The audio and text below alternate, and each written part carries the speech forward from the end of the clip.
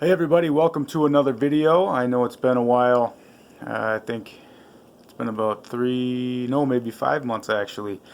Videos have been few and far between over the past year, which is unfortunate. I know my mom was pretty much the only person who cared about these videos and watched them on a regular basis. And so maybe I should have made some more. She passed away this past week. And I'm going to make a tribute video kind of in my own style. I'll drop that in a couple weeks. It'll be pretty neat. But for now, what I wanted to talk about was something that people have been asking my opinion about for the past 6 plus, almost 7 weeks. And that is the rumors that Daniel Bryan, or Bryan Danielson, as he will be known, that he'll be signing with All Elite Wrestling, or that he already has signed with All Elite Wrestling. I'm known as the preeminent Daniel Bryan card collector. People on Twitter and Instagram know that, and they've been asking my opinion, what I think about it. And truthfully, I think it's great, both for professional wrestling as a whole and for the collecting market. Daniel Bryan, or I should get used to calling him Bryan Danielson again. It's odd. He's been known as Daniel Bryan longer than he's been known as Bryan Danielson, which is his real name. He's been Daniel Bryan for over a decade. But Bryan Danielson is one of the greatest professional wrestlers of all time. I know I'm biased when I say that, but if you've ever seen his work, you know that it's true. He could have been a superstar in WWE. He was there for over a decade, and they never really treated him as the top guy, just because he wasn't big enough. So he doesn't fit in Vince McMahon's little world, his territory, which is a mistake. Bryan Danielson has shown that he is one of the most entertaining wrestlers in the world. Everything they gave him at WWE, he knocked out of the park, and he kind of forced himself into that top spot, even though they never wanted to market him as such. And I think in All Elite Wrestling, I think they'll appreciate him a little more. He's older now. I think he just turned 40 in May. But he can still go. His last full-time run with WWE, he was showing a little bit of ring rust, but I mean, I think if he's wrestling every week, I think it won't be an issue, and I think we'll get at least 2 years of full-time Bryan Danielson, because it was a big deal when his daughter was born. He wanted her to see him wrestle, and that's that kind of led to that full-time WWE Championship run as the new Daniel Bryan. And now his son was born whenever that was, and he's gonna want his son to see him wrestle. So I think he'll be at the top of his game, and I think he'll be right at the top of AEW right away. The rumors came out almost 7 weeks ago that Bryan Danielson was going to sign, and All Elite Wrestling, the Dynamite show has gotten over 1 million viewers ever since. And part of that obviously is the rumors that CM Punk was also going to sign, which he ended up doing and debuting a couple weeks ago.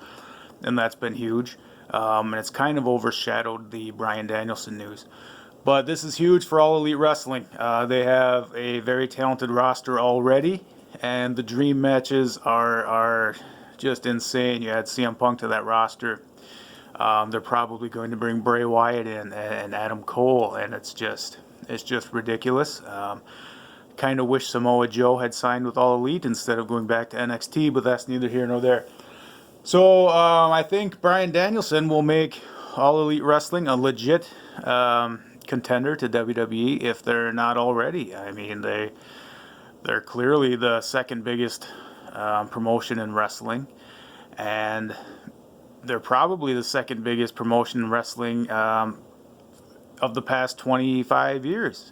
Since WCW, All Elite is right up there with WCW, where they were probably around late 99, 2000. They're not to the peak level, obviously, but they have the potential to get there, and Bryan Danielson's going to be one of those guys to get them there.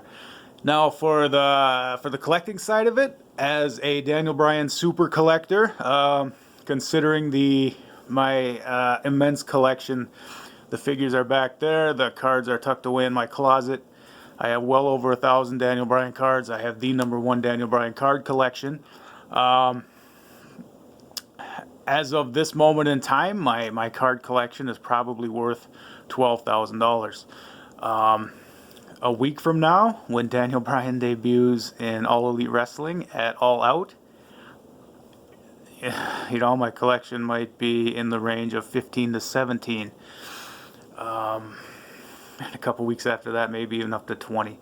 And that's kind of the scary part. I don't see myself selling my Daniel Bryan cards unless I'm facing a huge financial crisis, and that's not going to happen anytime soon.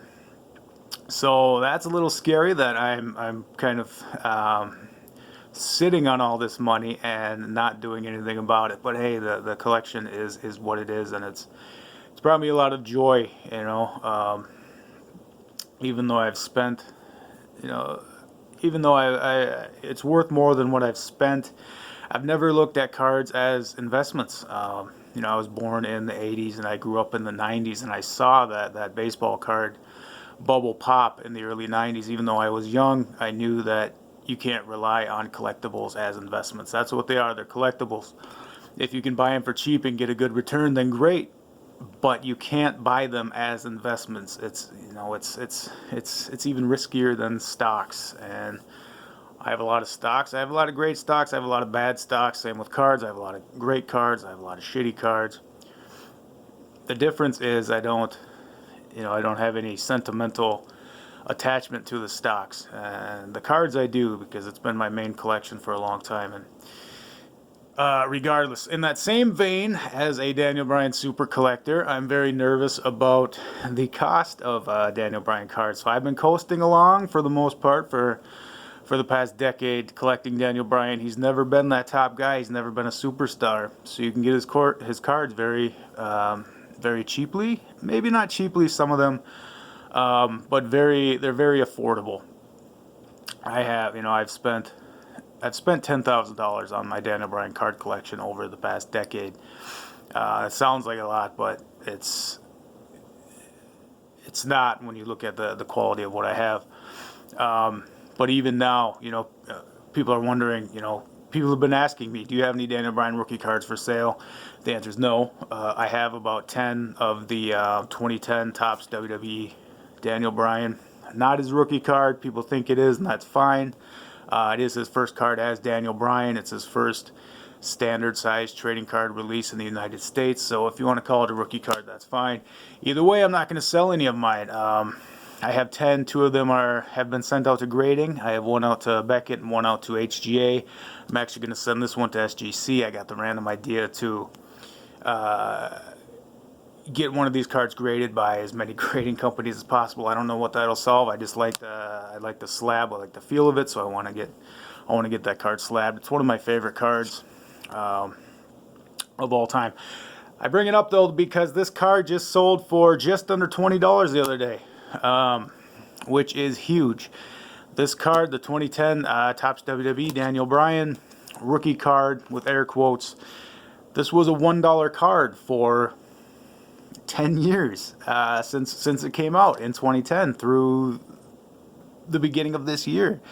And it was only $1 because of the eBay fees. Realistically, if you were to see it at a card show, it would be in a quarter box. But, you have to account for all the fees and whatnot, so people sell it for $1, and so it's a $1 card.